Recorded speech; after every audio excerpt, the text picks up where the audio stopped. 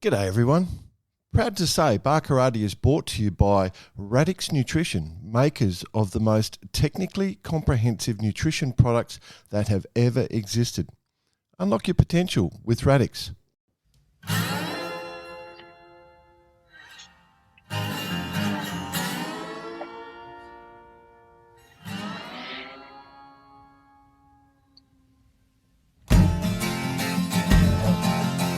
G'day listeners, welcome to Barkarati the Sailing Podcast. My name's Jordan Spencer and it's that time of the week where we get to hang out with some really cool sailors, but of course I have to share the mic with my two idiot mates. So first off, let's welcome Mr. Brett Perry. Greetings, Exalted One. Morning lads, sorry to say a little bit crook, bit under the weather, but I'm going to chug along to keep the vibe of the show on the roll as I usually do. The commitment's there, so we're all good. So you're not only in the mobile studio, you're in the mobile hospital there, bud. I'm in the mobile hospital. I've linked myself up to an IV. I'm going okay. Let's bring in the other bloke. He had a voice that could make a wolverine purr. Mr. Nick Boyce. BP, the real test will be if you're hooking yourself up to a VBIV down at the Palace this afternoon. Well, that'll tell how crook you really are. Yeah, that's right. That's why I'm resting. Getting ready for the Palace. Yeah. Got to rest up to get the bug out so that I can go and save the world tonight. I'll tell you what, I'm not far off hooking up to the VBIV. We've had a little family holiday away, so just walking the streets of Melbourne, of all places. Oh, there you go. Nice little place. Yeah. So just getting ready to jump on the plane to go and meet our guest, actually. I'll go and hang out with our guest. Yeah, absolutely. So, pretty excited about this because we're in tune, boys. Finally, the three of us are together. Yep. We're in tune. We've got a bit to talk about, haven't we? Yeah. Well, let's get it on. Obviously, we've been crapping on about this event for a while. The Admirals Cup's just around the corner, and we wanted to talk about it. We wanted to have a chat about the Cup. We wanted to have a chat to a bloke that we have thought about having on the show for a long time because he's done a ton in the sport, and we thought, well, here's a perfect combination, and it does rank up or bring up the ginger quotient a little bit better. So it's either going to be a hostile podcast or it's going to be a lot of fun. It's going to be one of the two. But our guest grew up on Sydney Harbour. He's very well known around on Sydney Harbour. He is the owner of Doyle Sails and is, one of the faces that's going to be part of the Australian team at the Admirals Cup. He's sailing on Zen, Gordon Kettleby's boat, and he is very well known. America's, I'm going to call you an America's Cup winner, bud, but Hobart winner, so good with the offshore stuff. Shane Guarnaria, how are you, mate? I'm going all right, Jordan. How are you guys? Good, bud. I remember when you were an apprentice at Doyle's. No, well, I wasn't an apprentice at Doyle's. I was actually an apprentice with Ian McDiarmid. Yeah. But it's a long time ago now, back in '96. So come a long way and been able to do a lot of things since then. But this is pretty cool to be here in Cowes right now. In my mind, it's still the same loft, so I apologise, bud. But an amazing journey, mate. You must be. Are you excited? Oh. Mate, look, it's I go through waves. Of being really excited and hurry up and get here, and then it's like, holy hell, there's a lot on here. We got a whole boat to get together and prep and a team to make sure make sure the wheels are turning in the same way, and you get those things that thoughts in the back of the mind where you think you're running out of time, but it's all coming together well. We had some major delays with the boat. The boat was supposed to be here end of May. We're supposed to do the British Nationals 3 weeks ago, I think they were, and the boat arrived on Monday morning. So it's been a pretty stressful time. Yeah, we all know the struggles of shipping, and it's one of those things you've just got to unfortunately deal with. Having been there, done that in the last couple of weeks myself, but I guess the most important thing is that the boat's there. It's made it. You've got the Australian team going, and you're ready to take it on. Yeah, so Gordon, I think working with Gordon, he's ran some pretty solid businesses, and over the years and built some good businesses, and he's, you know, big fan of putting the right people in the right places. And the moment we knew the boat we were on time constraints. You know, we got Bruce Clark over from Sydney to help with the rig. We flew Lindsay Steed over as a shipwright who's had the key along and off that boat a few times with us to do that job. He was always sailing with us, but he was due to come with the sailing team. But luckily he was available, and of course the young boat captain Jack Acton's doing a great job. And we've had it's Wednesday evening here. We had 2 huge days on the boat, and then today. You know, we could have splashed today and gone sailing this afternoon. And I think the kicker to today was Lindsay, who sat there and had a beer afterwards in the debrief. He said, "We're now starting to make the boat better. We're just not in building phase." And I felt that put me at ease, and I've gone back to being able to enjoy the lead up now. You know, we're having a great dinner outside. The guys are out there. There's a couple of bottles of wine and a nice home cooked meal, and it's good times here for sure. Enjoying fish and chips summer. or bangers and mash. Mate, I pulled my I pulled my Italian heritage and cooked a spag pole for 10. So it's just about gone. Young Max, he's got hollow legs, that kid, and I've been challenged this week to cook a meal where we had leftovers. So far, between him and Lindsay, there's been no leftovers. I think I won tonight, though. So what's the plan 1 week away, basically, of the first race, which is the short offshore race? So you're just based out of the yacht haven training each day from now on? No, we actually, when time started running out, we sort of changed our base. We were booked in a yacht haven, but then, you know, from previous experiences here with Etchells and Cows Week, it gets pretty busy, and with the boat running late, the options to get the boat together and then transship containers and cradles and things like that, you started looking at it thinking, well, you know, you're costing yourself days. So we actually shipped the boat straight in the Cows into White Marina, which is actually run by an old 505 Australian sailor, Sam Haynes. And I actually can't speak highly enough of Sam and the guys there. It's a massive operation. They're building, you know, employ 300 people. They're building, you know, 100-foot aluminium ferries, and you know, Zen looked like a baby in the travel lift that they've got there. Wow. And, but you know, so we've changed camp, and we've got out of Yacht Haven, which is great. But everyone's rafted up over there, so you're going to be taking sails on each day over lifelines, and you know, get your owner to walk over different people's boats to get to your boat. And we've actually got a really nice setup there with the Kiwis, where we have a whole pond between the 4 boats. We've got nice container setups, nice shade, and a yard that's run by an expat Aussie. So you really couldn't ask for any more. So Sean's bringing his boat in he's doing a St. Malo race that starts tomorrow, the Back to Black. Yep. And he brings his boat into there on Saturday evening, and we get to, you know, really set up our team base.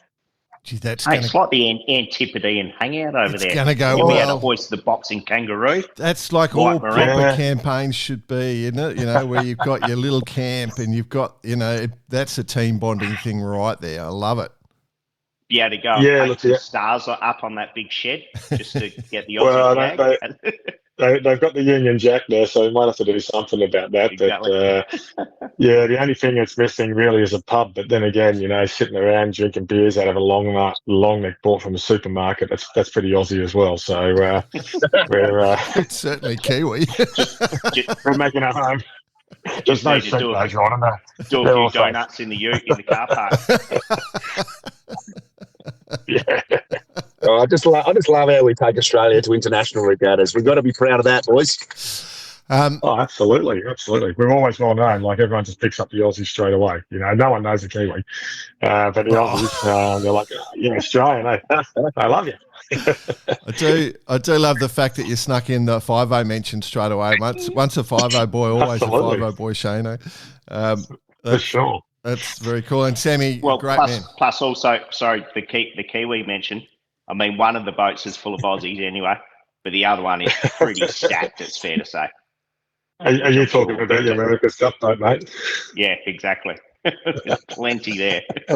It's a 40-foot America's Cup team. right there. Yeah, pretty much. And look, they're set up. They're not, but they haven't come to play with spiders. It's very impressive the level that they've taken. They're taking this to. Over in Yacht Haven. The Django guys, the Boat Jest guys. Their setup's a jolt. The Jolt's almost built a mansion in there with containers. It's really impressive. The whole thing's done wonders for the sailing industry, I think, worldwide. We've come from the furthest corner, I guess, and it's done, in Australia for the boat yards and the riggers and and obviously the sail makers. It's been a great thing for yachting, that's for sure, and the industry. It's a really good comment there, Jay. I mean, I obviously spending time in Hamburg, you could see it happening as early as November last year. The boats were arriving. I think Red Bandit arrived in November last year, and it's been going through all sorts of stuff. But the amount of effort and work that's gone into this particular this regatta, exactly what you said there, Shane, where it's reinvigorated yachting, and I think that if it's all going well, that it continues on. Let's hope that happens. Yeah, look, it's inspired. Like the stories, I've been here for. I'm just trying to think what today is. It's Thursday all day. Yeah, so I've been here for just over 2 weeks, and I spent the best part of that time in Hamburg working with Sean and his team, and in the Doyle loft up there, in making everything from jack stays, the rope bags, and waterproofing to get that boat up and going. But, the stories that you hear around the place and from the industries, there's programs over here that have been going for years that have put their hand up for Admirals Cup. And they've always ran, quite tight and within themselves. But the Admirals Cup has inspired them, like the history and that goes with it. All the owners, they've just bought in, they just think this is possibly the greatest thing they could ever do in their sailing lives. And quite frankly, right now I can't disagree with them. It's incredible to walk around. When I first walked into Yacht Haven and saw these, the 2 Bow Jest boats and that new Wally Rocket and the 2 Jolt boats, it just goes on and on. It's incredible, quite frankly. But you'd almost say for us. Yeah, I was just a quick one, Shane. Despite even the teams that are there, like a super high profile, I bet there's a few teams kicking themselves as well. Didn't get on the bandwagon early enough to be here. Yeah, and I think you're right, and I think what I've said to a few people, this is, if the best thing we can do coming out of this is inspire the next Australian team to compete in 2 or 3 years' time, then that's a win. We've missed this thing. We've missed this type of level of worldwide yachting. We love what we have on our own doorstep, but we've backed up our dinghies over the years and shipped them around the world, and we've jumped on other boats to compete in international events. But to take a boat from Sydney, Australia, with your Sydney team and an Australian-based team and go and race in this, this is taking it back. This is taking it back to the time when men were men and they had 2-ply 8-ounce Dacron jibs and brass hanks and wire sheets and all the great stories that go along with that stuff. So, it's inspiring yachting, quite frankly, and every comment we're getting, every little comment on Facebook and that, it's pretty incredible. Are wire sheets going to work on Zen, Shane? I don't know, we've gone back to that sort of technology. Yeah, so what we've actually discovered on IRC is you get a rating credit, so we didn't actually put that in until last Friday. Back to the old gal. Mate, actually, I've got one for us, Shane, a challenge between you and me. First one to get the shoot down using a flare.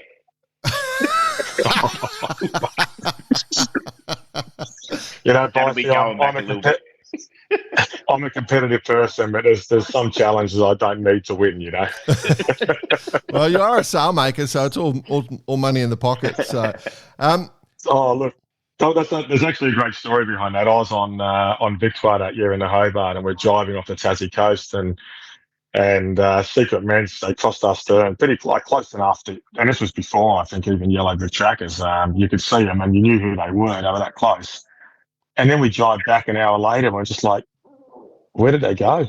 And then the YouTube videos came out of Bicey firing flares for spinnakers, and no, fake news. Misinformation. Let's post the link. It's there. I think it was actually Kalen that fired the flare, wasn't it? Yeah, it was. Yeah, definitely it wasn't me involved at all. The Admirals Cup is you talk about it with sort of reverence, Shane, but it ran from 57 to 2003 and then disappeared, and now it's back 25. It's a battle between nations where you send your teams. What makes it so reverential for you, or is it, what's the big deal about the Cup? Oh, I think firstly it's a club-based event. We've got to be put forward by our club as opposed to Sailing Australia or Australian Sailing, whatever they call themselves these days. Sorry, Paige. I was just going to say, you're bagging a mate. He's your number one listener, I think. So, but no, it's actually a club-based event. So our team had to be ratified by the CYC board and then put forward to RORC and accepted as a team. But I think for us, there is that sort of added bit of prestige to it with Australia. Royal Prince Alfred Yacht Club being the current holders. And us going across as a CYC team, we're flying the flags for all of yachting in Australia. Sean Langman, he's one of Australia's most well-known yachtsmen, and you see the work he does around the marine industry. From the little timber boats all the way up to running 100-foot super maxis. He's a big part of that scene, and Gordon's been around for a long time as well, sailing everything from his North Shore 38 and Sydney to Hobart up to the TP 52. So I do see it as a team that's very representative of Australia, and we're very proud of that. We've got an Australian flag flying in the container, and we're flying the AUS sail numbers on our sails instead of it's not a CYC sail number, but other teams have. There's multiple teams from Germany and France and obviously Rourke or the UK. But I think the prestige just goes with the history. It's the old salt photo. It was the old Spice photos of men in vinyl wet weather gear, holding on the sheets, beating up the Solent and that history. Yeah, that's right. That travelled from 1950s all the way through to the 2000s. And Talk about apparel. It's just a history. Sorry, just talking about apparel. Did you get the memo, Shana, about the Australian gold velour tracksuit that you have to wear? We've sent them over. I've just been waiting for my shipment of Barcarati shirts to come to the team. Oh, they're on the way. Definitely on their way. They're in the mail, are they? I actually put a poll out to the final guys. I took a photo of my sou'wester and a photo of the Musto duck hunting hat.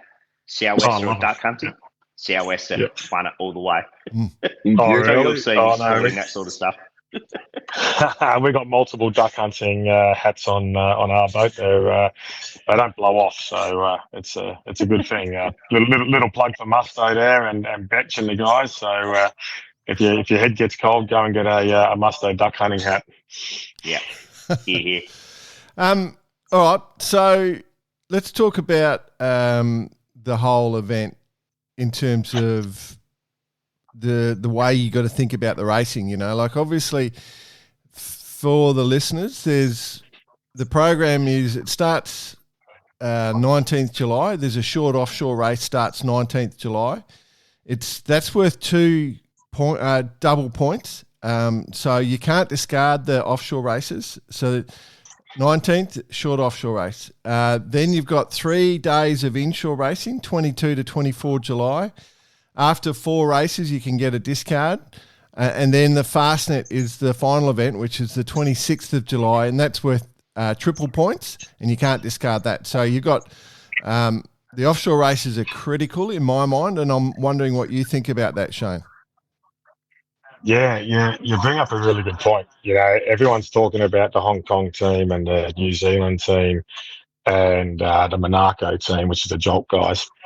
But you look at those offshore races, and with the Fastnet at triple points, you know, if one of your team boats don't finish that race, you're not winning the event. You know, there's no chance. And if we have a gnarly one like 2 years ago where boats were starting with storm jibs and 2 reefs in the main, and I think 2 boats sunk in the first 6 hours of the race and 100 retirements in that time as well.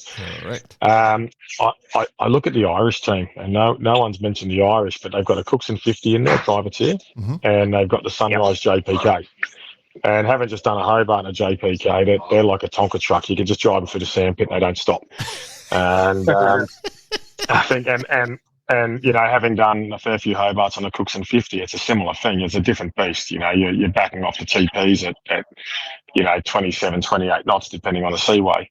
The Cookson 50, you know, the year we won Hobart. Brett, have you won a Hobart? I don't think so. Have you on IRC or overall? No. Negative. Just rub it in. Got a third one. Rule 16. Got a third one, but had a port starboard altercation, and I thought Port was the right one. 2013 win at the Hobart on the Victoire. 2013. Yep. Well, 2013, the Cookson 50, we were full main. Back in the day, you didn't have jibs up your side staysails and full masted A4 spinnaker, and that was in 38 knots. So, you know, if we look at those 2 offshore races, if we get some really tough, adverse or hard-reaching conditions, the Irish are in it up to their eyeballs. They've just got to survive and through the windward leeward stuff. Yeah, absolutely. And no one's, love the Irish. You know, no one's talking about that. And I just think you've got, you know, 2 as shore can be, you know, finishes barring any obvious disasters.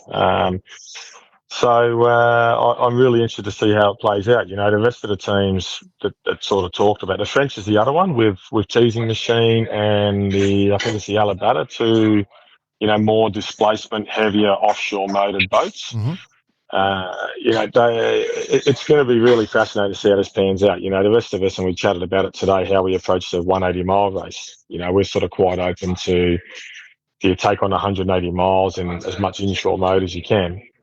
Which is that there's not a lot you can do with the measuring, but there is in terms of some of your through hull things. You take out your downwind jib sheets. You know, do you put your unreelers back in and leave those holes open, or do you know, go into full offshore? A lot's going to depend on the weather with that, but with the 52s, you're going to be sailing, you know, within boat lengths of other boats for a lot of these races. You're going to be pushing each other hard, and with pushing comes risk. So, you know, I can almost see a Stephen Zadby thing coming along here with some of the teams where there's 6 races in the middle are dominated by these Grand Prix inshore type boats, and in the offshores, if it gets hard, it's really, you know, quite a dynamic they're adding. You know, there's a lot of Formula One cars out there who are going to take rally cars with them. And the Fastnet's not, you know, nothing to sneeze at. And if you look at even you guys, you know, you back up the Zen for every Hobart. You know how to sail that boat offshore. There's probably a lot of people who are relatively, you know, they're great sailors. We're not saying that. We're not saying that at all. We're saying great sailors and great boats, but it's the combination of experience that could add up to something special as well. Yeah, absolutely. And we haven't done a Hobart for a few years. First, we put the wheels in yesterday for the first time since I think the 2022 Hobart. Right.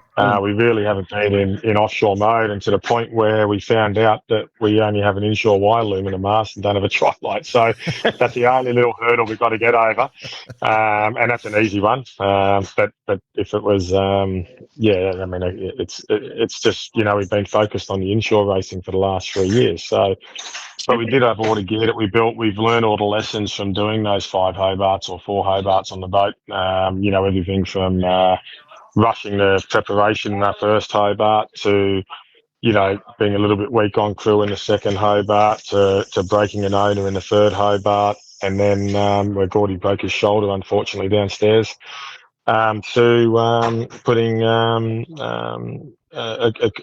of our, close mates and crew in a position that wasn't ideal in our last day, but we did. So you've learned a lot of lessons along the way with that. We've done some good Southport races and that with the boat, so we know the boat can do it. But when it came to crew selection, again, it's just a roundabout way. My original hit list, I looked at it at one point, and I looked at it and thought, there's no one that can drive this thing downwind in 35 knots a breeze. Right. We put together an inshore regatta crew, and then I had to stop and rethink, and that's where, realistically, guys like Nico came into the fold, where you can put him on a track on a windward leeward race in tight quarters racing, or you can put him behind a helm with 35 knots up his date and keep the boat on its feet and get us down to the finish line if need be. So he knows how to save a boat and upwind and protect it. And guys like Alex Goff and Sean O'Rourke, while they're relative youngsters, they're really hugely experienced with a bit of Volvo. Sean, I don't know how Sean is, but he's probably only 32, 33 maybe. He's won 4 City to Hobart races overall. So, when we stepped back and looked at it, we thought, well, hang on, we actually need to rethink this crew. It's not just a sprint.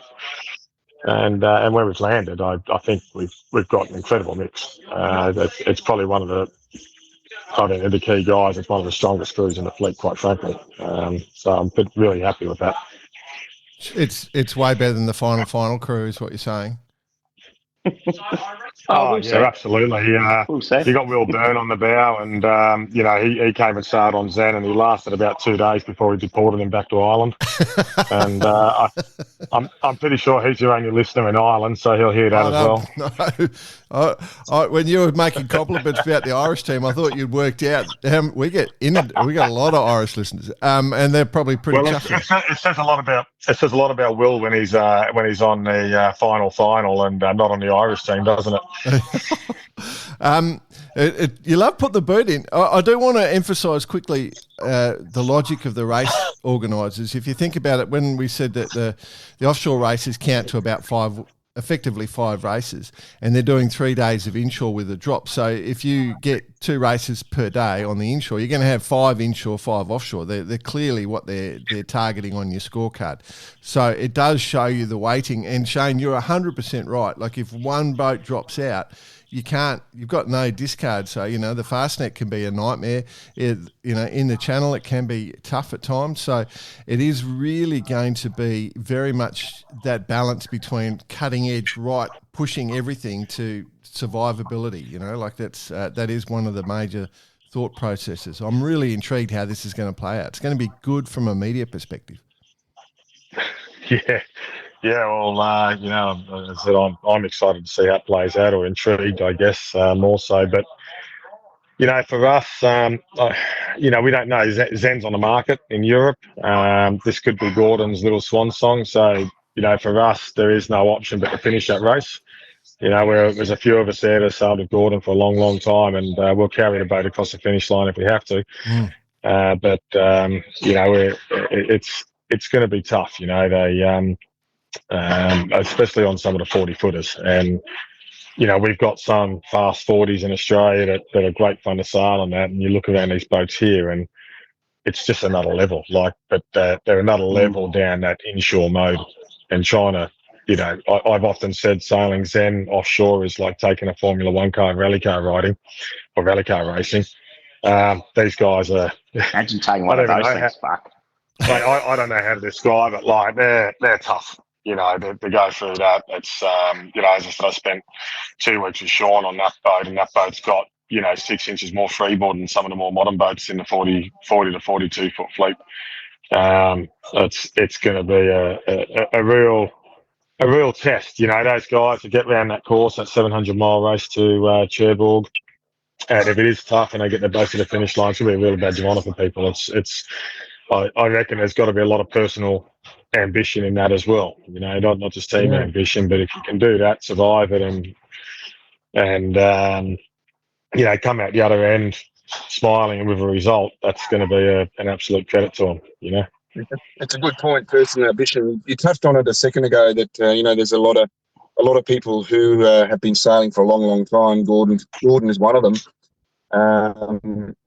Who's been an Australian sort of stalwart, if you like, but now he gets the opportunity to do the Admirals Cup, and you mentioned it could be his last sort of his swan song. What a way to finish anyway. If it was to work out that Zen gets sold, or even, he pulls the pin to finish with an Admirals Cup, is pretty cool, eh? Oh yeah, like it's an absolute bucket list item for a lot of us on board this boat, and we are going on. We've got a circuit there. We're going to go into Saint-Tropez, which is back into inshore mode, in September, October, and then mid-October we put it back into offshore mode for the Middle Sea race. So Middle Sea is the end target in that. And having, chartered a boat and gone to the Caribbean with Gordon last year, he's ticked off a lot of the big 600-mile races with these next two races. He's been to Hobart, I think 15 times, and, done the Caribbean 600. We tick off. I think he's done a fast net already, actually. I'm not sure. He's done a lot of cows regattas. But yeah, you run a fast on his own boat, mind you, as well, and then a Middle Sea on his own boat. The only big race left to tick is the Newport Bermuda, and that just happens to be next year. So we'll see how the plans this go. Space, you reckon? What's the space? You never know. It's easier to take the boat to Newport than it is to bring it back to Australia. So, and they got a good 52 circuit there. So there's. All options are on the table with Gordon's program. He's frothing. You can't keep him away from the container and the boat. He's done all the safety gear. He's been lading the life raft. He's been fixing sail bags or gear bags for the downstairs stuff, and he's been right into it, and it's really infectious too. The guys love coming down, working on the boat. Our apartment alarm clock that we're in at the moment is 5:45 in the morning, and we're at the yard before the workers arrive, and we're leaving after the workers are left, and Gordy's there with us every step of the way, despite telling him to go home and go and spend time with his wife and have a beer and sit back and relax. He owns it, he runs it, and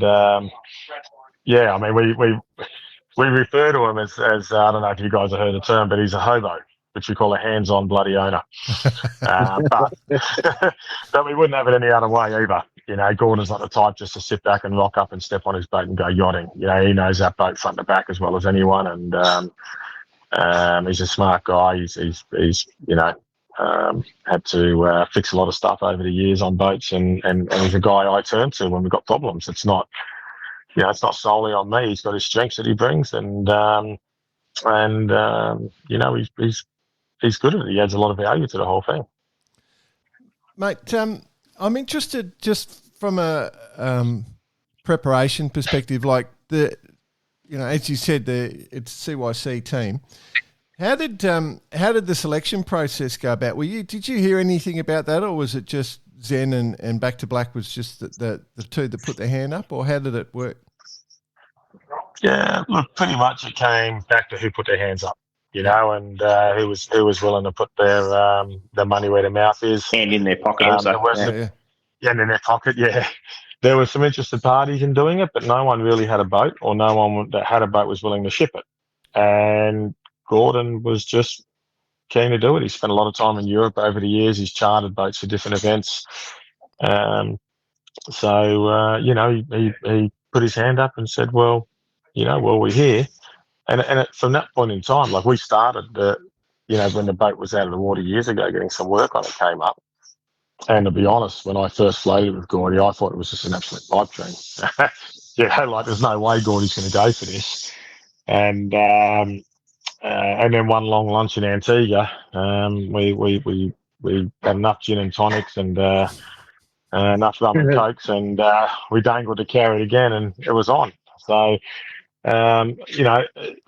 it's interesting. I've heard through the grapevine in yachting, there's been a few, snide remarks about Zen. We got better boats, there's better TPs, and that, and sure there is, but and sure there's been some better teams around Australia, but no one put their hand up.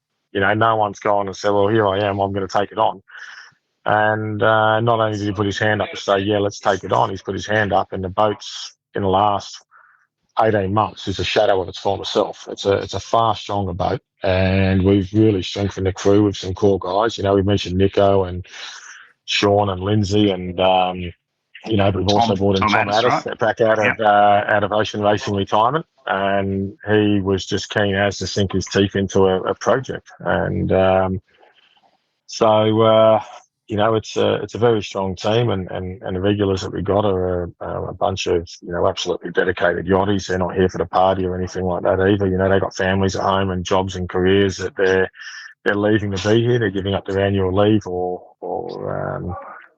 time with young kids just to come and race the yacht 5 knots a tide around some silly rock. But and then there's Jack Andrews. They're here to do it properly. And then there's Jack's out there. He's got a beard. Jack's a tender driver. We've been lucky enough that one of the local guys, one of Gordon's best mates over a long time. He used to live opposite Middle Harbour on the other side of the harbour from him. He lives at Hamble, and his son sailed with us in the Caribbean 600, but also did the first Hobart with us on Zen in 2018. And so it was nice having people on the ground, and they've got a beautiful, 8-metre protector, and we needed a driver. And Jack, you talk about inspiring people. Jack just wanted to be part of this. He's a good sailor. He does a lot of yachting with us, a lot of navigating. He's trims Bane for us. He does runner. We put him on the handles occasionally, but he usually gets spun off. So, but no, it just inspired him to the point which he just, wanted to be a part of it. And, in Jack's credit, he said to me, it was a hard conversation to have, but, is he going to trim runners? Well, we've got Mark Langford trimming runners. Is he going to be on the handles? Well, he's not, he knows he doesn't have that required fitness and strength to do that in the 52. And navigating in a place he's never even been in his life. Well, it'd be nuts to put his hand up to do it. He's smart enough to realise that, but he still wanted to be here. And he's going to add a lot of value. He's on the boat all day today working on it. He's taken on the accommodation duties and getting the crew into their housing as they arrive, and shuffling people, backwards and forwards from East Cowes to West Cowes and that. And it's not a team of 15 people. It's a team of realistically 22, 23 people plus all the people that work on the boat back home. So it's really grabbed the imagination of the industry and also the people there. Perfect. Shane, you've been in the industry your whole life, right? Like it's your career. So you're cutting edge, everything that's going on. When you turn up to an event like this, there's always something new that pops out. Is there something you've seen with the docks so far, wandering the docks, where people are doing a new technique or new technology? Is there anything that sort of jumped out?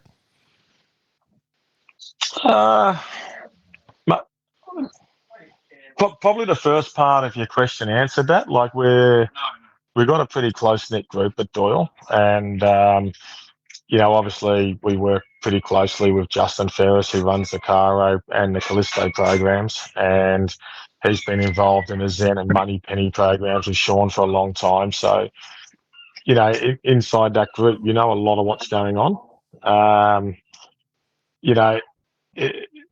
So you're sort of, I guess, across it. There's nothing that's really surprised me. One thing that's going to be interesting coming out of this is the Jolt team put a new keel on their TP for the Easter Regatta and came out and just hosed everyone upwind. And this could be the peaking too early scenario, because after that regatta, and again, interesting to see how it plays out. But Caro and Bo Jess both went and got new keels made in record time and fitted to the boats. And then the last regatta, Bo Jess and Caro started.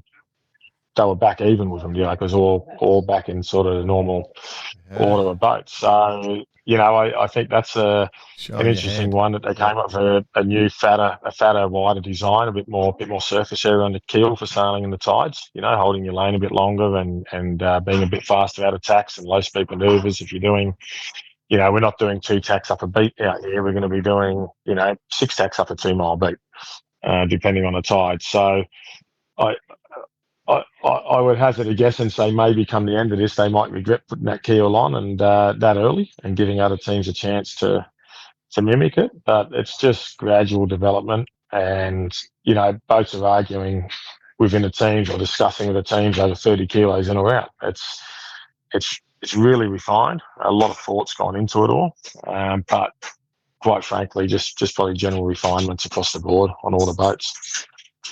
So, Jordan, moral of the story, it's not the difference between a 6 mil and 8 mil spinnaker sheet, but a bunch of shit that hangs out the bottom boat that costs quite a lot of money. Yeah.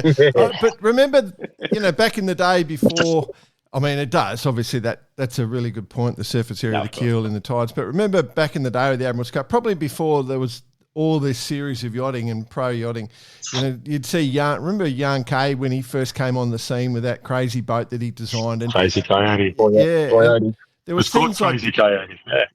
There were all those sorts of things, but that was what the Admirals Cup was for. But now it's just ongoing refinement and everyone's sharing it. It's a global industry now, so I guess it's not going to happen that way. But yeah, like the world's a smaller place, Like I remember as a kid, and my old man's still got them all in plastic boxes. Every issue of Australian Sailing since 1978 or whatever. Do you want me to sign off for Ian or not? I don't recall you saying you in any of them, mate. So it's amazing, even though they are in plastic boxes, that Jordan's head still didn't poke through. There's a lot of small plastic boxes, so it's okay. Yeah. No, look,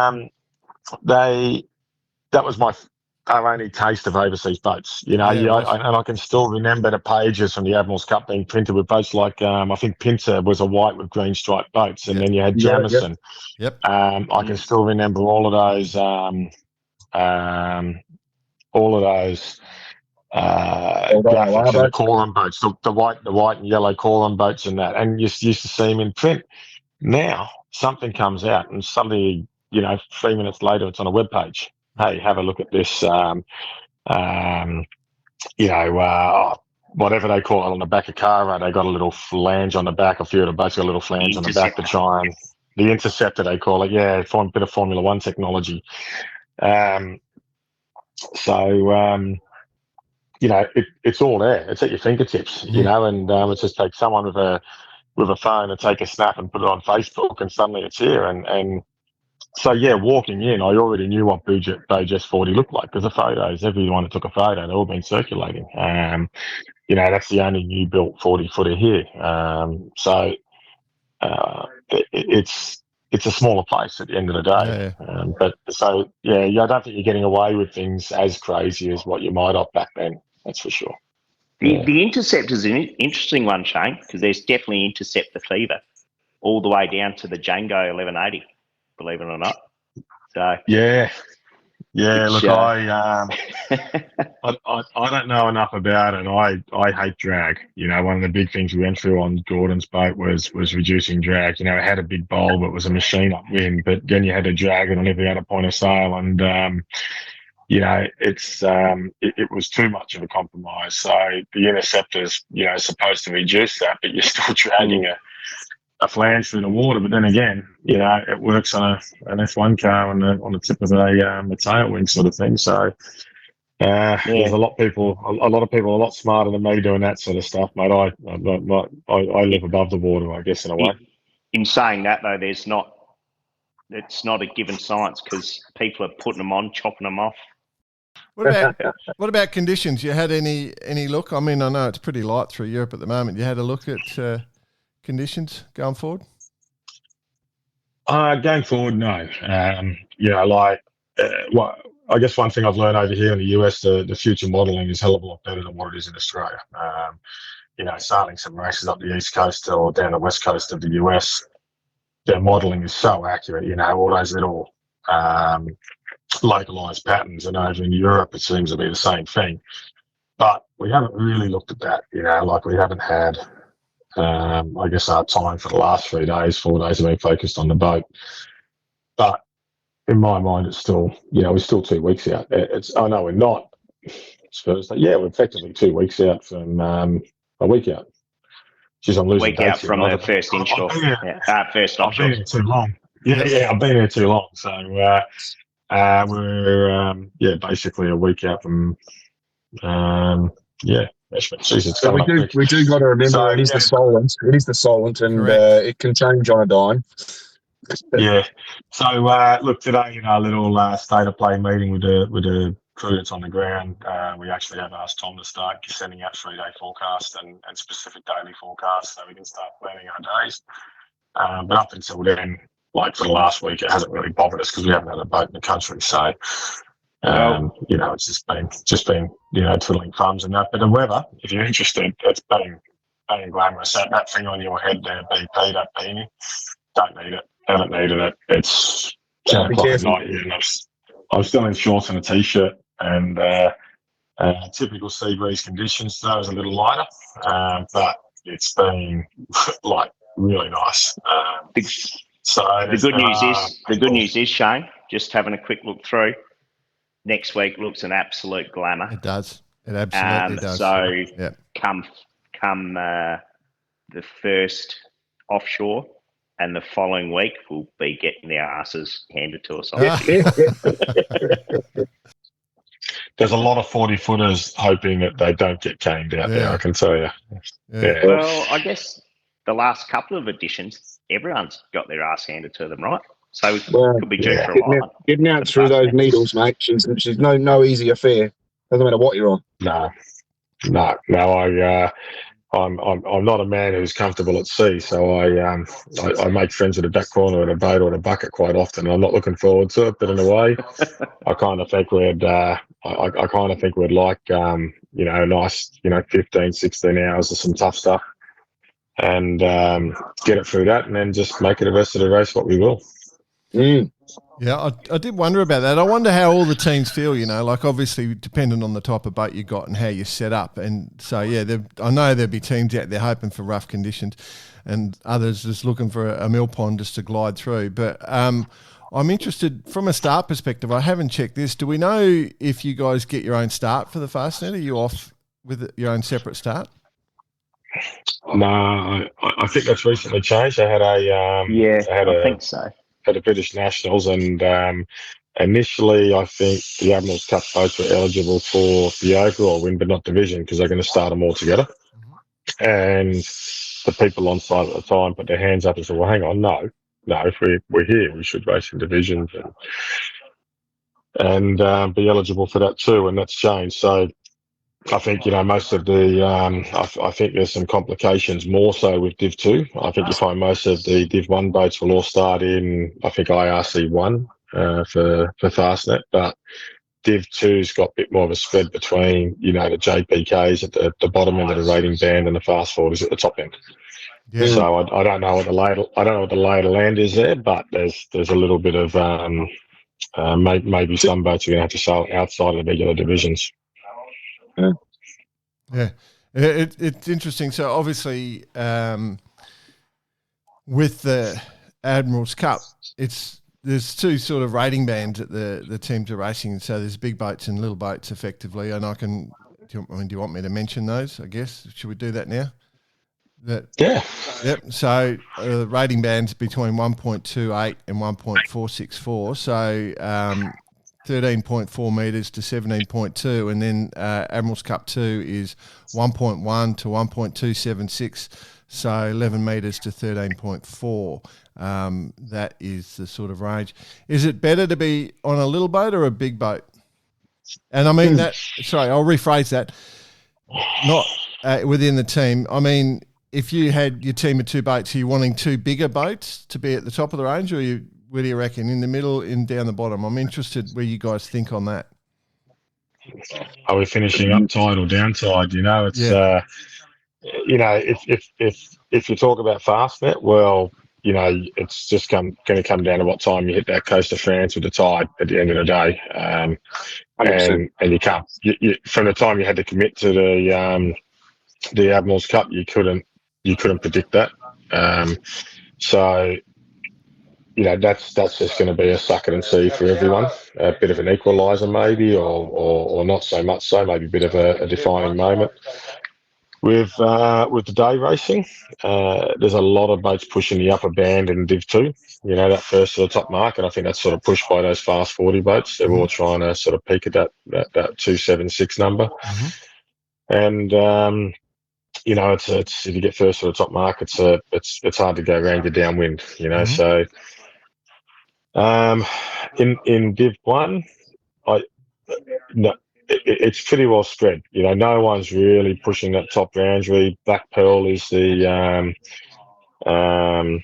top end boat, the fastest boat in that division, and they're well below that top end band, I think, and then you've got a clump of 50s, and all we've tried to do is find a hole where there's not many boats, and it's pretty crowded from, say, final from Bicey's boat up to Caro 1.408. We don't know at the moment. Everyone's under wraps with their certs and waited to the last minute to put them in last week. I can tell you, Shane. I can tell you. Yeah, but you won't. No. You got it, do you? But yep. So yourself, teasing machine, and I'm going to say what can I see here? Oh, no, the German are within 2 points. Yeah. 2 clicks. Yeah. Caro's 1.415. So not bad for that. They've raced around up in the 1.42s previously. So they've brought it down. And then the Ran 1.424, which inshore will not struggle to that number, but offshore it'll sail to that number nicely, I'd say. Amongst all the others. At the end of the day, when we started this process, we tried to get away from those 1.40 boats. We were mid 1.39s, and we knew we had a couple of issues with weight from way days in Sydney, and we also had some room with sail area. After the mods we did to the boat, we're quite big on sail area, and so we've pulled that back, and we've ended up we've just tried to put distance between ourselves and the 1.41 and 1.40 boats, just because you don't know what's going to happen on the coast of France. They park up and we can sail up them, or alternatively they get through a tidal gate and we don't. So, but you've got to give yourself a fighting chance. And boat for boat, if we try and sped that boat up to beat them to the top mark, we couldn't do it. It's a 2011 boats against much newer platforms. So you weren't going to win that battle. So for us, we knew the boat's quick upwind. We know we're not strong downwind, but if for the 6 middle races, if we can get to the top mark in good shape and hang on to one or two of those higher rating boats, we're going to put ourselves in a good shape. And then around that 1.405, I think the next boat above us is that gift rating final.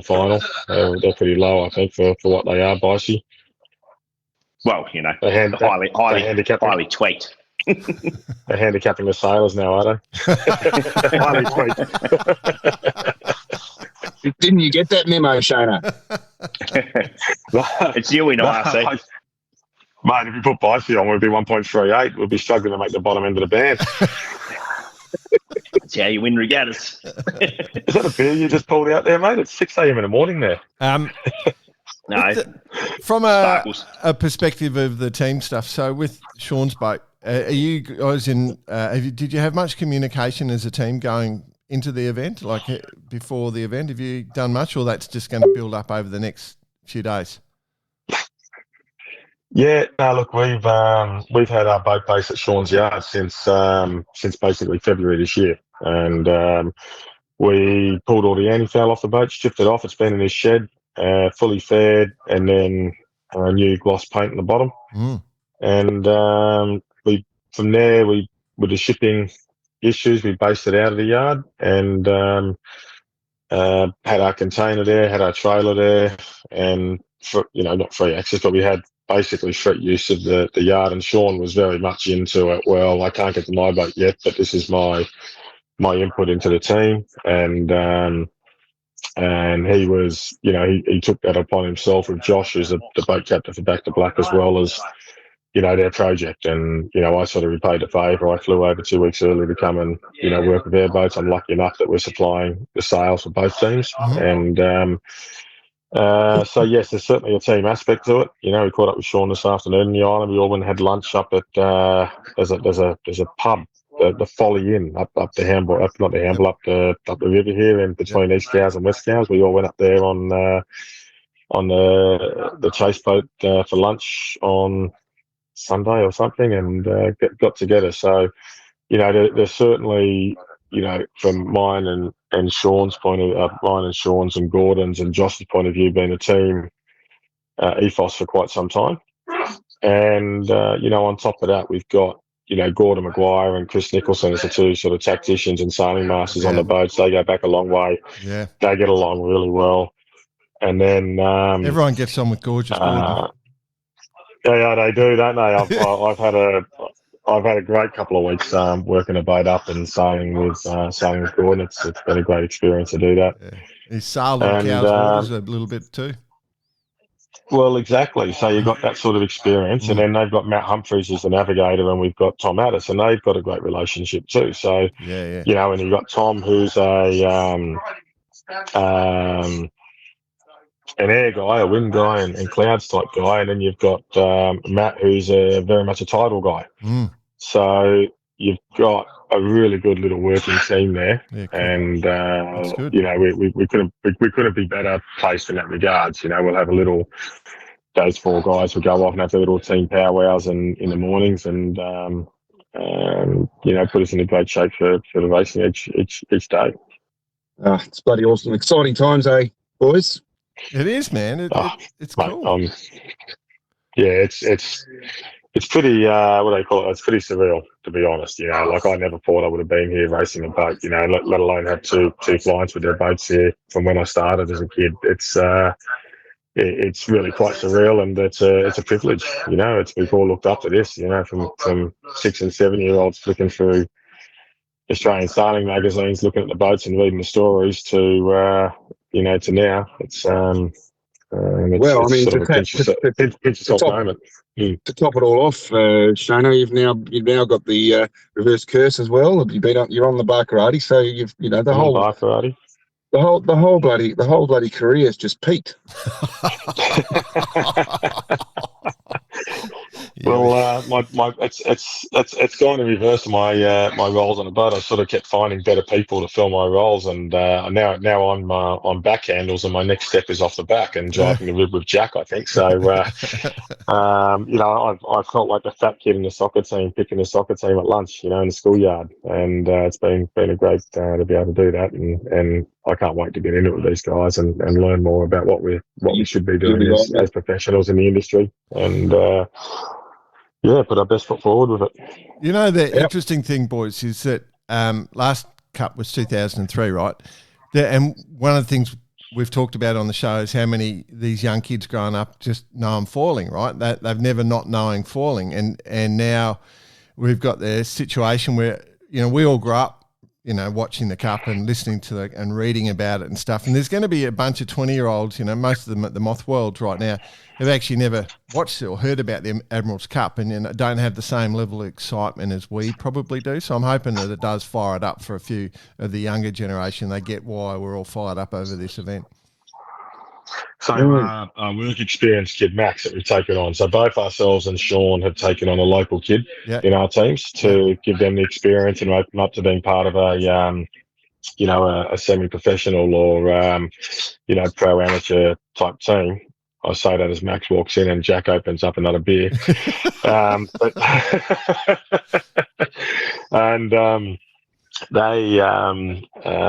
We just think it's just part of passing the baton on and opening up those opportunities. They've been hard to come by for people for a long time because they haven't been there, or especially from Australia. But it's just a part and parcel of what we do in sailing. And Max wasn't alive the last time the Admirals Cup was held. Yeah. That's the point we're making. Yeah. So.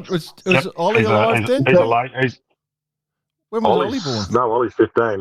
Ollie wasn't alive, but I tell you, the stories he's read, he's filthy at me at the moment for not being here. He's just like, Dad, I'll do anything. What can I do? And it got to the point where I felt really bad last week, and we're trying to get him across here. And, Mum didn't really want him to leave school, and so basically she came up with the excuse that he doesn't have a passport to put him off. But that old chestnut. it's sad because it would have been his element. This thing is gaining legs. It's inspiring the next generation. Ollie's on school holidays at the moment. He's working for a rigger in Sydney as work experience. Next week he's going to work at the Law Connect program for a week for some work experience and see what that's like. But he's all about it. He's cool. He would give his left leg to be here for a 15-year-old to be like that. That's pretty cool. It is cool. Yeah, good on you. Awesome. Yeah. Good on you. He's telling me more about the boats in the race than what I know. Yeah, I love it. We'll get him on the show. I think we all give our left leg to be there, mate. It's super cool. I think we've got to call it for time, but I do just best of luck to you, boys, and we're watching with interest, and I hope you smash it. Yeah. Well, let's do a mid-regatta catch up with a few of the boys, and see how we're going. I'll catch up with Bicey in the bar somewhere. I noticed he's left the chat after one sledge too many. I apologise. I didn't realise that he was that precious, But he maybe had a flight to catch. He's worried we're getting a leg up here. Anyway, we'll do it. Let's do a mid-regatta catch up one night, and from the anchor in live feed, and thanks for having me. Thanks for your interest in the event and the team. We'll do our best to do Australia proud and all the passionate sailors back home. Good man. Awesome, great work. Say hello to the boys and girls for me, and good luck and enjoy. Don't forget to enjoy yourself, my friend. So I'm turning that corner now. We had a good day today, so it's time to kick back and take it all in a bit more. Good on you.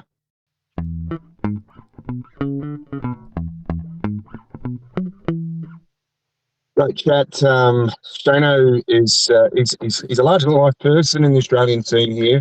Very loyal as well to his clients. Gordon Catelby has been one of his backers for many years, and it's great to see that they put their hand up. And Gordon, the owner of Zen, and also Sean Langman, they don't take a backward step in this sort of form. I mean, to send the boats over to, well, in Sean's case, buy a boat, but in Gordon's case, send the boat over to UK, especially at TP. It's not easy. I mean, it's not something that's very easy these days, and I can tell you from shipping and how hard it is right now. And they were bloody close to not getting it there. But big effort, and obviously there's going to be an element of time on water against some of the bigger teams. But look, it's one of those things. It's the first one back, and let's get behind it. Like I said, it's the regatta that's the key to this, and what it's doing to the industry, which is where we all stand. One thing just towards the end there, just when I pressed the wrong button and dropped off out of the back of the conversation, as I was going. No one noticed. Oh, Shane took notice. Don't worry. yeah, I'm sure it did. But the vibe on the dock. I mean, the TP Super Series is super good. Oh, Castle was on last night, by the way. The RC44s, super cool, all one design. But here's the new element, like called the rating game, and what are people doing, and what have they done, and what little changes happen before the rating ban cutoff or the rating cutoff on July the 4th, and to find out what's going to happen now when the boats jump back in on the Soul on come Saturday next week. It's pretty exciting stuff. It is exciting. New boats. Yeah. Very exciting. Yeah, and I love your point about Shane being loyal, BP, because we've been loyal to Radix Nutrition, our long-term sponsor. It's It's a nutrition for everybody, and whether your mission is to crush your fitness goals or conquer a new challenge, it's simply fuel everyday life. We've got you covered. I've been pretty loyal to the original meals, boys, but I'm starting to get more interested in the ultra meals. So if you're the same as me and want to continue that loyalty that we've got, Radix Nutrition, you guys are loyal listeners of ours, and we love you for it. Go to Radix Nutrition, use Bar Karate, one word, as your discount code, get a discount on us, and happy days. Absolutely. I'm all about recovery shakes. Get into the recovery shake. For an old man. Yeah. Yeah, no, all good stuff. All good stuff. Cool, boys. Events. Gee, there's a bit starting to go on. We've got to mention the Taser Worlds. It's fire. 14 to 21 July, Lake Garda. Lake Garda, the busiest piece of water in the world. It's got to be. It's just busiest dinghy water in the world, I think is probably the correct term. But to all those Taserites, they love doing their regattas, their worlds in really cool locations, Lake Garda being a great, cool location. Next year's going to be awesome as well. AM. It's colder there, Jay. It's actually insane because one Shane Guarnaria is an absolute legend in the Taser world. Yes. You mentioned his name at the Worlds. Yeah. Have a good, and he loves a good chat about a Taser. Yeah, it ties right in. And speaking of loving a chat about a Taser, AM with the emails through the week. So we might actually even reach out to him next week and have a quick chat. I'm guessing AM is competing in the Taser Worlds. He's just been riding around I'm not Ireland. sure how his preparation's gone, though, given he's flying around the world drinking Guinness in every known to man. But he's riding a bike between the pubs, Bicey. That's what he's doing, right? He's riding around Ireland. So yeah, fair enough. He's trying to equate fitness. I love it. Imagine if he did that in Balmain. It's like 23 pubs in literally a square 3 kilometres. We've all done those pubs, mate. It's been attempted. Yeah. Like not needed. Sydney to Gold Coast starts 26 July, boys. So that's an important one. Want to get that one on the record. Then once they land on the Gold Coast, they do the Gold Coast to Mackay, which starts the 1st of August. So quick spin up the coast and then continue on up. So basically that's linked. Gold Coast to Mackay. Did I see some comms there, Jordan Spencer, that you'll be joining the commentary team? I'll be leading the commentary team, Mr. Bicey. There is a live stream. Yes. It'll go out on the intraweb. I'm not sure. I was trying to come back with some old-fashioned. I couldn't remember the old terms. But, yeah, we're doing a live stream of the start, Gold Coast to Mackay. We just go to their page. Just go and look it up, and you'll be able to find it. It'll be cool, real cool. A couple of hours of talking boats. Should be fun. It would be really good if it was you two was with me as well. That would actually be really fun. we need to make that happen. We're working on that. It doesn't seem to ever eventuate. I know. So they're sort of offshore regattas if you're not doing the Admirals Cup, and then Long Beach Olympic class regatta this week, boys.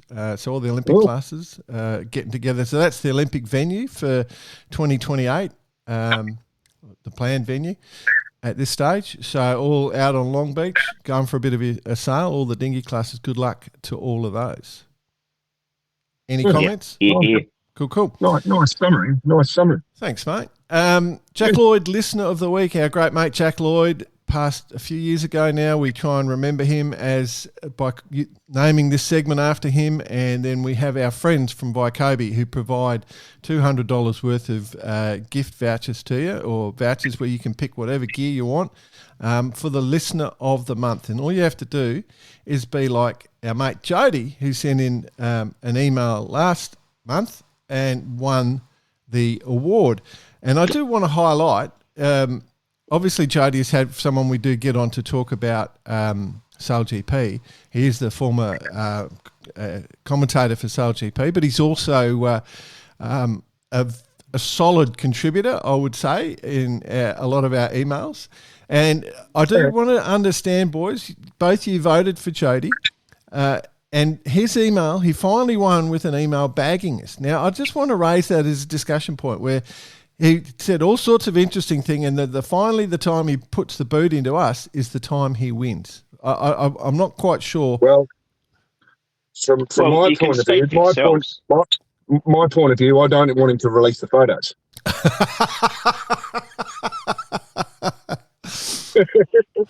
Well, I do want, and you can speak for yourselves, of course. Yeah.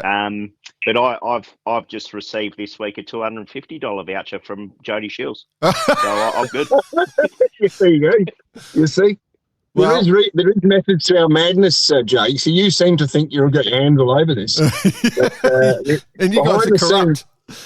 Behind the scenes, we run the show. Do you want me to take the corruption to a whole nother level? No, you're the puppet. You just stand up the face. You be the face. No, I've got another level to this corruption from Pat Langley. Go on. Pat Langley said, he sent an email I've got here, Jody, I was going to give it to you even if these blokes didn't. So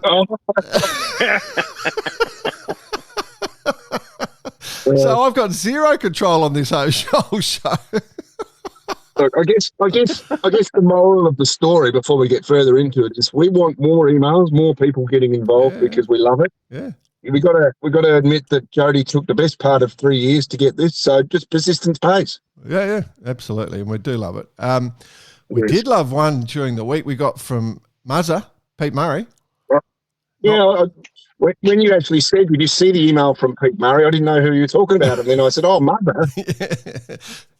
And not Pete Murray, the famous musician when you here. Sent that email. Yeah, exactly. When you sent that email through, I'm like, Pete Murray? Yeah. Have you seen the video, boss? Was he? Yeah. I've seen the video. But I was expecting someone to start strumming a few tunes for us. Yeah. Oh, that's right. I thought maybe my intro song was under pressure. Yeah. Under threat. Pete Murray. For the overseas listeners who haven't heard Pete Murray's work, he's quite a famous musician here in Australia, and most of the females in Australia do find him quite appealing, I've noticed. So, there you go, just a tip for you. But your reaction to the video, boss, we'll put it up. One of you guys can put it up, but we'll put it up. Do you any reaction, or do you want to describe the video?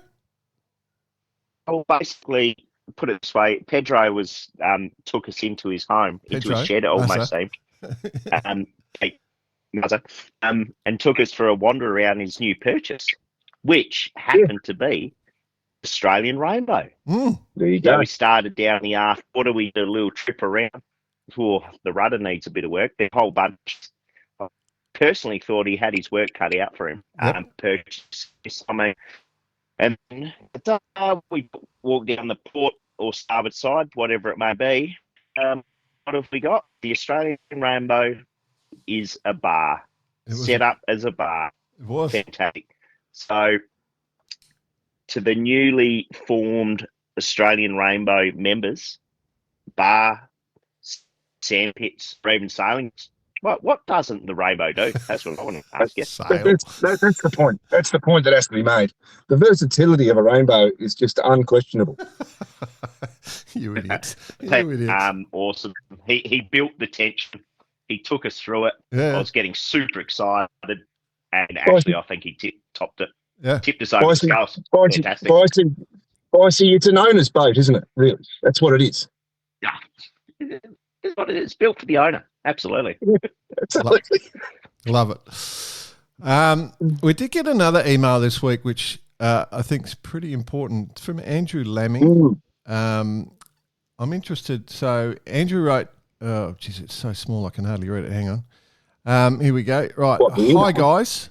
Great pod. I'm focused on pubs. Great pod. Love your work.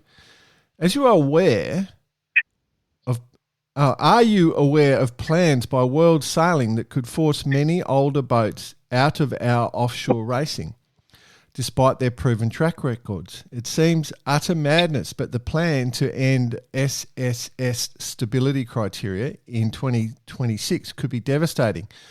I race a Sigma 33, a boat that earned its reputation in the 79 Fastnet. So how have we ended up in a place where the governing body of sailing could force us off the racecourse? It feels like the bureaucrats have got lost in the process and forgotten why they are there, i.e. to encourage participation. If we don't want yacht racing to become just for the very rich, this needs action. Anything you can do to highlight this issue would be much appreciated. So Andrew Laming from, he wrote Laming, but it's actually Lamming. Andrew Laming from Falmouth in the UK, proud owner of a Sigma 33 One Design. Boys, what are we aware? No, we chatted about this off air. But I'm sure Bicey's done some research. Throw Bicey straight under the bus. Not aware of the safety side of it, obviously, but not aware of what the plans are. So We'll do some research on a plane tonight, as a matter of fact. So this will be one of the top research items. I'll be checking it out, seeing it, and seeing actually what it really does mean. But it's a serious thing, a serious thing, and it's about getting people. I'll be interested to know, for example, coming up with this year's Fastnet, how many would actually slip out or under the net, for example, to have a look at it in a real sense. I guess the But that's scariest Sigma 33. Oh, what? It's not the SNS 34 of bloody of the UK. Yeah. Oh. Can you imagine? I mean, there's plenty of people jumping up and down right now as we speak. You know, like just trying to put together forums and groups and to discuss this, because this could be the end of so many things. So many things. Like, so let's check it out, see what the real story is, and come back. We'll report on that one. Okay. Cool.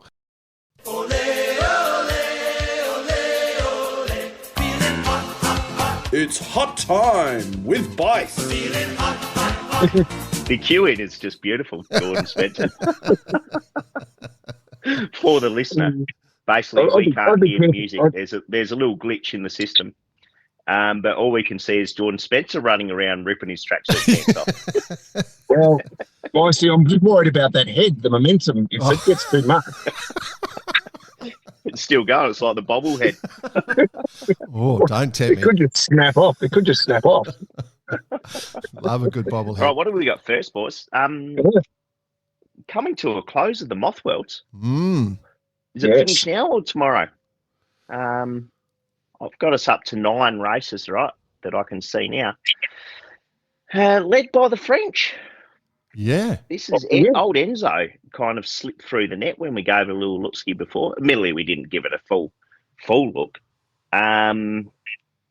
Who's currently leading quite hefty, as a matter of fact, on 15 points. But you look down the list, we've got a few familiar names, of course. Slingers, Jack Ferguson, Brad Funk, Diego Botine, friend of the show, Matthias Coots, Paul Goodison. I mean, there's and Goobs, for example. So, top 20, 12 of their names, household names in yachting. I do want to highlight, like, it's still the youth, like if you look at Enzo, like he was the skipper of the French Youth America's Cup boat, he's been red hot. Obviously, the conditions have been weird. Like it hasn't been the perfect conditions, but I think last night it was really good. Obviously, Ryan Littlechild, he's a phenom out of Australia, and then Richard, another youth like Richard Schulteis, he's come through he's Germany, but I think he's lived in Malta most of his life, and he's done. He's coming through the WASP path is my memory of him. So, but yeah, they're smashing it, like all the youngsters right there at the front, they're all similar age, those blokes. It's good to see. It's really cool. Well, plus let's not take it away from some of the old fellas here. No. More, older is better. He'd be considered Brad Funk. Yeah. Paul Goodison. Yeah. I mean, there's still a few of the others holding up the chain. Oh, boys, how old are they? Not even 40. But it is super cool to see these youngsters fighting at the front. So it's there's a new generation coming as well. So this is really, really exciting. It's been a challenging world. Obviously, good conditions. So we suddenly see the score lines got a lot better. Like obviously Enzo's scoreline was awesome overnight, but so was Slingsby's was pretty bloody good too. So we're finally getting some races. I'm not sure. Yeah, it's going good. It's going good. It's exciting. But 9 races in, Enzo, we know the French have signed on for the Cup. Could he be challenging? I think his boss is behind him, or the head skipper's behind him. Yeah. So exactly. So challenge accepted. IQ4 World Cup. in Aarhus. Friend of the show, Graham Morris, has got a little touch-up, unfortunately. Quite, from what I understand, a different event as far as weather's concerned. Yes. Quite light, shifty, as opposed to the consistency, which is probably what you'd want in the IQ4s. Well, he's not the smallest lad. Going on at the minute. He's not the smallest lad, old Gray. He's well built, the fella. Well, as we know, yes. Yeah, correct. Bit of lighter winds, and I do want to highlight though that it was the Poms having the win, so Andy Brown with the win in the men's. But a big cheer to another friend of the show, Emma Wilson. You know, we've gone through the emotional journey with Emma, and she's won it. She was the one from the Olympics. We all remember, you know, going into the gold medal race, changed the whole format of the finals. She beat out Tamar Steinberg and then Theresa Steinlen from Germany and Israel and Germany respectively. And then with Andy, he was just in front of Tom Anu and Nicola Renner. So good little battle. Wind did sort of kick towards the final. So, but yeah, I sad for Gray. If we're personal biased showing, happy for Emma. Here. Yeah. Here. Good words. And then the other big one, bit of ocean racing action, boys. The Aegean 600. Oh, yeah. Is just seeing some people come across the finish line now. Don't have the full result nice, cool. as yet. Nice, cool, mate. But that'll be a good one just to keep an eye on. I noticed there's a couple of boats there that will be competing in the Fastnet coming up. So they've short turnaround. 2 weeks to get the boats from where they currently are up for the Fastnet, which includes the Dagwet, the Carkeek 54. So, yeah, once we'll have a look at those results or just keep an eye out. And then the other one, of course, is the Transpac.